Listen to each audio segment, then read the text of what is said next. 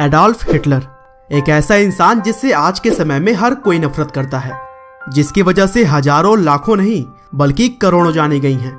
यही वह शख्स था जिसकी वजह से दुनिया को सबसे ज्यादा नुकसान पहुंचाने वाला वर्ल्ड वार शुरू हुआ। तानाशाह हिटलर के नाम का खौफ इतना ज्यादा था कि न केवल जर्मनी के लोग बल्कि पूरी दुनिया ही उसके नाम से कांपती थी। लेकिन दोस्तों, आज के समय में जिस हिटलर से पूरी दुनिया नफरत करती है, वह अपने समय में बहुत ही प्रभावशाली नेता था। उसके स्पीच में इतना दम हुआ करता था कि वह बड़ी ही आसानी से लोगों को इन्फ्लुएंस कर लेता, और यही वजह बनी कि वह इतनी बड़ी नाजी सेना बनाने में भी कामयाब रहा। और दोस्तों, एक समय पर पादरी बनने की चाह रखने वाला हिटलर कैसे बना दुनिया का सबसे बड़ा तानाशाह, चलिए हम जानते हैं। तो दोस्तों, इस कहानी की शुरुआत होती है 20 अप्रैल 1889 से, जब ऑस्ट्रिया के ब्रोनो एम इन नाम की जगह पर एडोल्फ हिटलर का जन्म हुआ। उनके पिता का नाम एलोइस हिटलर और माँ का नाम क्लारा पोलजल था। और दोस्तों, हिटलर की माँ क्लारा एलोइस हिटलर की तीसरी पत्नी थी और हिटलर अपनी माँ के चौथी संतान। लेकिन इससे पहले कि उनके 3 भाई बहनों की किसी न किसी वजह से बचपन में ही मृत्यु हो चुकी थी। अब चूंकि हिटलर एकमात्र जीवित बच्चे थे, इसीलिए वे अपनी माँ के बहुत ही चहेते थे। हिटलर का शुरुआती जीवन बहुत ही उथल पुथल रहा। रोजी रोटी के चक्कर में उनके परिवार को बहुत सारे अलग अलग शहरों में भटकना पड़ा, और अपने पिता के साथ भी हिटलर के कुछ अच्छे संबंध नहीं थे। हिटलर ने अपनी स्कूल की पढ़ाई वोल्कस चले स्कूल से की, और बचपन में वे बड़े धार्मिक स्वभाव के व्यक्ति थे। उन्हें चर्च के ग्रुप्स के साथ प्रेयर करना बहुत पसंद था, और इसी वजह से आगे चलकर वे एक पादरी बनना चाहते थे। हिटलर बचपन से ही जर्मन के राष्ट्रवादी सोच से काफी प्रभावित थे, और इसीलिए ऑस्ट्रिया में रहने के बावजूद भी ऑस्ट्रिया की जगह पर जर्मन का राष्ट्रगान गाते थे। आगे चलकर 1903 में हिटलर के पिता की मृत्यु हो गई, और फिर अगले कुछ सालों में उनकी माँ भी चल बसी। अब हिटलर के पास कुछ भी नहीं बचा। वह एक वक्त के खाने के लिए भी मोहताज हो गए थे। अब पेट पालने के लिए हिटलर ने लेबर का काम करना शुरू कर दिया। कुछ दिनों तक उन्होंने पेंटिंग भी बनाई, और पोस्ट कार्ड बेचकर भी उन्होंने कुछ पैसे कमाए। और दोस्तों, लोग कहते हैं कि यही वह समय था जब हिटलर के अंदर यहूदियों के प्रति नफरत पैदा हो गई।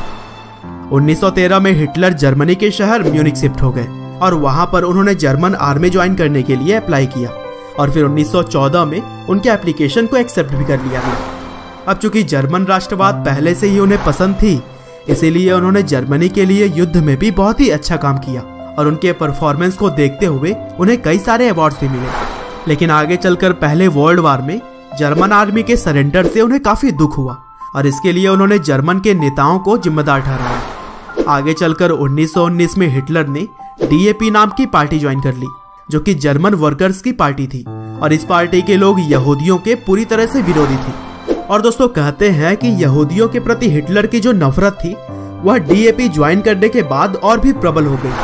आगे चलकर DAP पार्टी का नाम बदलकर नाजी कर दिया गया, और हिटलर बहुत ही कम समय में यहूदियों के अगेंस्ट भाषण देकर काफी लोकप्रिय हो गए।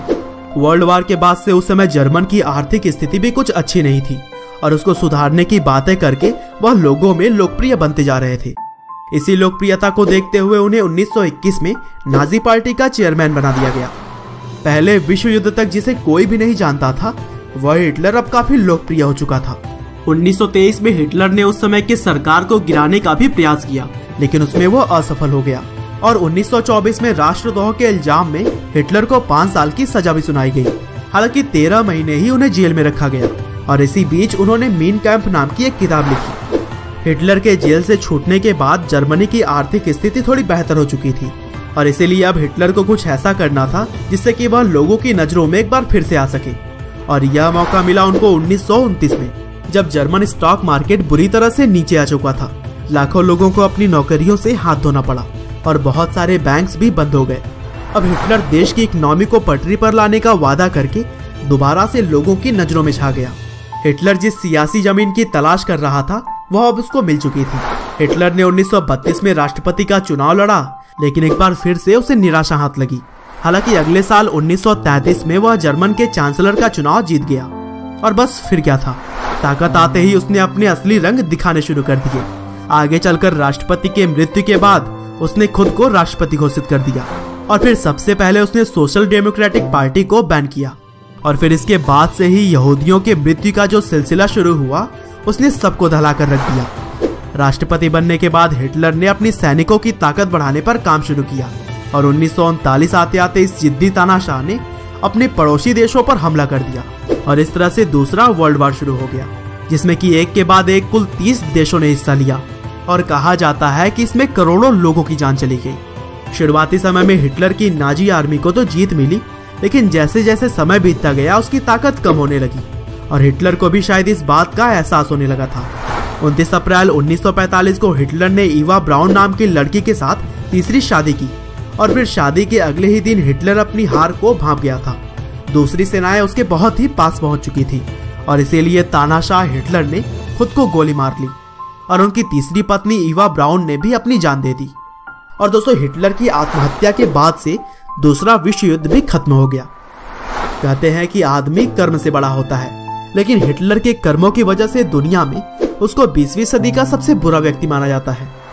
तो दोस्तों, यह थी कहानी दुनिया के सबसे बड़े तानाशाह हिटलर की। आपका बहुमूल्य समय देने के लिए बहुत बहुत धन्यवाद।